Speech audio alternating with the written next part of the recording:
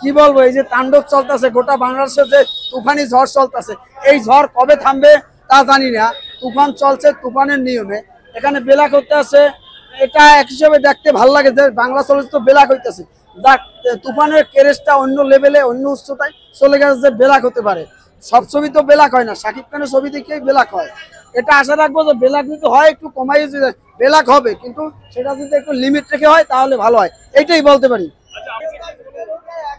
Police একজন এখানে খাড়াই রইলো, এখানে ব্ল্যাকের টিকিট কাউন্টার খুলে না, পাবলিক যখন চিল্লাই উঠলো তখন পুলিশ করেছে চেক করতেছে। কারণ কি? বসুন্ধরা আমাদের প্রোগ্রাম ছিল একটা, এখানে এসে তো আমি তো হুলস্থুল দেখতেছি যে মানুষ 1200 সিট, এখানে লোক আছে 4000, 1200 লোক সিট আর কি, লোক আছে 4000, তার জন্য ব্ল্যাকটা বেশি হইতেছে।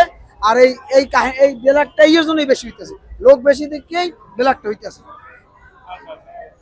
আর আপনারা সাকিবেন হিসেবে কি দায়িত্ব নিচ্ছেন, যারা যারা আপনাদের টিম আছে সাকিবেন সাকিবের ভক্ত, আপনাদের থেকে কি এই ব্ল্যাক বন্ধ করার জন্য আপনারা কোনো উদ্যোগ নেবেন কিনা?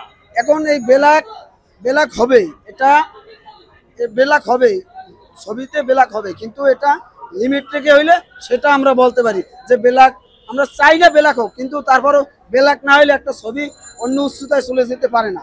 ব্ল্যাক দরকার আছে, কিন্তু সেটা লিমিট রেখে যদি হয়। ব্ল্যাক হলে তো সাধারণ যারা দর্শক আছে, যারা ফ্যামিলি নিয়ে আসছে, তারা তো দেখতে পারতেছে না। ওইটাই তো সমস্যা, ওইটাই যদি ব্ল্যাক হয় একটু কমাই যদি হয়, এইটাই আমি বলতে পারি। মধুমিতা হল কর্তৃপক্ষের কাছে কোন ধরনের লিখিত অভিযোগ দিবেন কিনা আপনাদের সাকিবেনদের পক্ষ থেকে? কি বলা আছে এটা, কি বলবো, অবশ্যই দিতে হবে, না থাকলে তো হবে না। টিকেটের হার হলো 70 টাকা, নিতেছে হ্যাঁ, 400 টাকা, অভিযোগ তো দেবো, আপনার থেকে বাজনা অভিযোগ বেশি। দেবই। মালিক পাইতেছে 70 টাকা, দালালরা ভাই পাইতেছে এই 300 টাকা, মানে 1200, এটা ধারণ ক্ষমতা 1200, তারা কাউন্টার মানে 100 টিকিটও বিক্রি করে না, আর 1100 টিকিট বেলাকে বিক্রি করে। 100 টাকার টিকিট বেচে 500 টাকা, 200 টাকার টিকিট বেচে 1000 টাকা। এটার সম্পূর্ণ মধুমিতা হলের যে মালিক, উনি চোখ থাকতে অন্ধ, ওনার চোখ নেই, উনি অন্ধ, মানে উনি এগুলো দেখে না। 100 টাকার টিকিট 500 টাকা, 200 টাকার টিকিট বেচে 1000 টাকা, ঠিক আছে? এটা একটা বিশাল সিন্ডিকেট, এর সাথে মানে প্রশাসন জড়িত আছে। এবং এখন বর্তমানে বাংলাদেশের সিনেমা অবস্থা খুবই খারাপ। তারপর যে তারা যদি এরকম করে, মানুষ হলমুখী হইতে আছে, কিন্তু দেখা তারা যদি এরকম করে, তার হল থেকে মানুষ দূরে সরে যাবে, ঠিক আছে?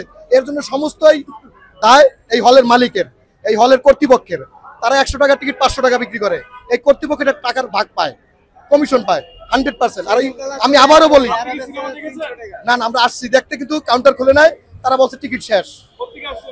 আমি আসছি ঢাকা মগবাজার থেকে, আমি আসছি 2 ঘন্টা হয়েছে। না না, সংগ্রহ পাই না, ভিতরে ঢুকতে পারি নাই। প্লাস আমি আবারও বলি, এই মধুমিতা হলের মালিক চোখ থাকতে অন্ধ, সে এগুলো দেখে না। এই আমার আর কিছু বলার নাই।